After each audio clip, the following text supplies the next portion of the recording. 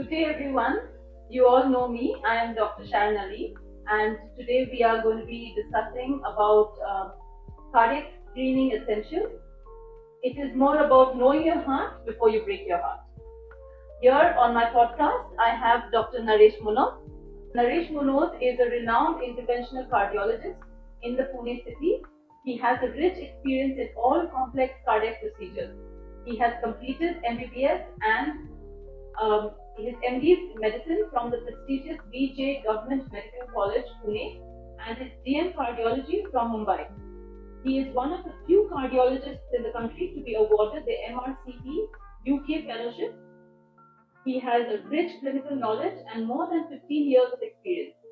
Dr. Naresh Munot has expertise in 2D echocardiography, stress tests, coronary angiographies, complex angioplasties, pacemaker implantation, CRT, and ICD.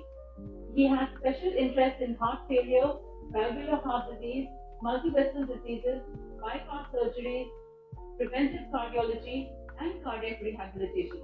He is skilled in advanced cardiac procedures such as complex multivessel angioplasties, intravascular ultrasound, IVUS, optical coherence tomography, OCT, transcatheter aortic valve replacement, CAVR, etc. Today we are diving into cardiac diagnostics, from the basic lipid profile to the advanced inflammatory markers and the genetic screening. So heart disease is still the number one killer worldwide, and the tragedy is that in most cases it is not sudden. The disease has been building up over years before it gets clinically evident. And our job as a doctor is to catch the disease before it catches our patient. And that means knowing who to screen, how to screen them, and what are the screening tests that will give us the earliest warning signs. So, Dr. Munot, do we have to screen everyone, or is there a specific high-risk group that we need to screen?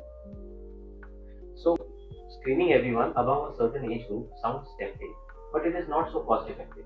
So, we have to prioritize high-risk groups. Now, these high-risk groups will include diabetes. Diabetes is as good as equivalent to having coronary artery disease. Second important high-risk group is hypertension. Hypertension accelerates endothelial damage. The third important thing is dyslipidemia, especially high LDL levels and low HDL levels. Third important thing is about smoking and tobacco use. Both active as well as passive smoking are very dangerous. Then we have a family history. We have patients who have a family history of premature coronary artery disease. So death of a male relative below the age of 60 or a female relative below the age of 55 is coronary artery disease. Then patients with a sedentary lifestyle and stress, which are modern epidemic risk factors. And finally, obesity. So obesity, particularly central obesity, which means a waist diameter of more than 90 centimeters in males or 80 centimeters in women. So these are our high risk patients. So we should focus on screening these patients for coronary artery. So, Dr. Munot, once a patient falls into this high risk category, then what's the first line of investigations that we need to do? A fasting lipid profile, which includes HDL, LDL, total cholesterol, and triglyceride levels. A fasting blood sugar and HbA1c levels. For glycemic control, I will also do a blood pressure measurement, specifically a ABPM in certain individuals. Also, a baseline BMI and waist hip ratio, a simple but very effective screening tool. And finally, a baseline ECG. Even if the individual is asymptomatic, a baseline ECG is very essential in high risk patients. So these investigations are very simple, cost effective, and universally available, and they form the basis for advanced screening tests. Whenever we have to screen for coronary artery disease in individuals, combining with the clinical history, these basic investigations will help us decide which further tests need to be done.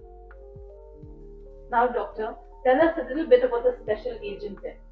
Your ApoB, lipoprotein A, plasma homocysteine, HSCRP. When and why do you do these tests? Okay, so these conventional tests help us to stratify risk beyond the conventional lipid profile test. So what are these tests? Firstly, we have the ApoB by A1 ratio. ApoB is an important component of bad cholesterol or LDL or VLDL. So increased ApoB will lead to an increased atherogenic tendency or increased tendency for plaque formation. ApoA1 is the important component of HDL. It decreases plaque formation. So a higher ApoB by A1 ratio will promote plaque formation or blockage formation. So we need to lower it. The next important test is the lipoprotein smalling. Lipoprotein smalling is a highly atherogenic compound which will promote plaque formation again and which is also highly thrombogenic. So in most cases, lipoprotein is genetic and it cannot be reduced by lifestyle alone. So we have to use medications to lower lipoprotein smalling. The third important marker is HSCRP. HSCRP is a marker of microvascular inflammation. So HSCRP can be raised in patients who are having inflammation at the vascular level. For example, patients who have got autoimmune diseases, patients with hypothyroidism, patients who have been smoking a lot, all these patients will have higher HSCRP levels. And we need to take proactive steps to lower the HSCRP levels.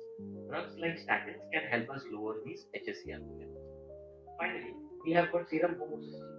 Homocysteine is a compound which will increase in B12 or folic acid deficiency. And in certain patients, homocysteine can also increase because of genetic mutation and also because of smoking. Homocysteine is thrombogenic and it can increase atherosclerotic plaque burden. So we have to lower the homocysteine levels by giving vitamin B12 or folic acid to decrease the plaque formation risk. So if you think about it in general, consider LDL to be the raw material and consider these special agents to be the accelerators or the brakes for plaque formation or blockage formation in a patient with atherosclerotic coronary artery disease.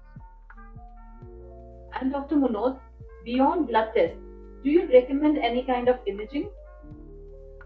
So imaging helps in anatomical and functional assessment. So there are certain types of imaging which we do. Firstly, we can do the carotid intima media thickness. So it will help us in early detection of atherosclerotic plaque. Next, we can do a cardiac CT. So cardiac CT will help us in two ways.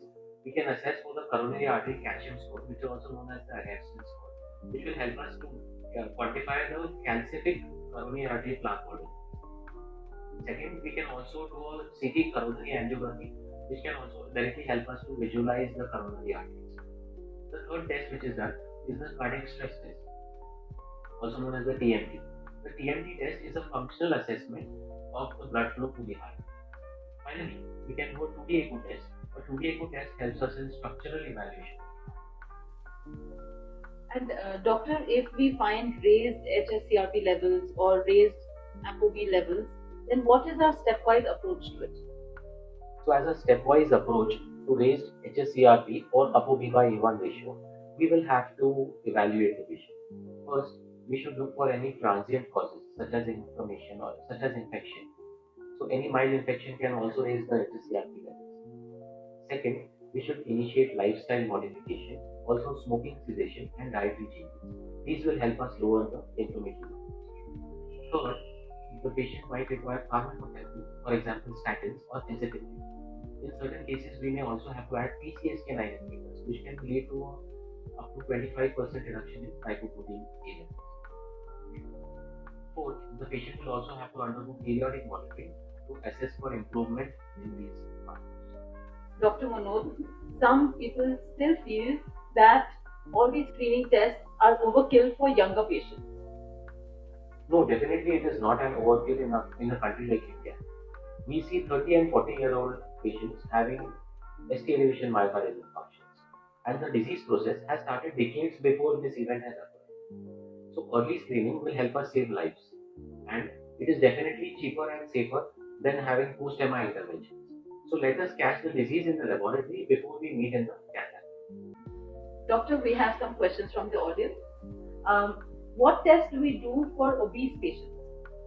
So beyond routine lipid and glucose profiles for these patients, I will definitely recommend HSCRP to detect inflammation, and fasting insulin and HOMA-IR to detect insulin resistance, and also liver function tests to detect non-alcoholic fatty liver disease, which is strongly associated with cardiovascular disease.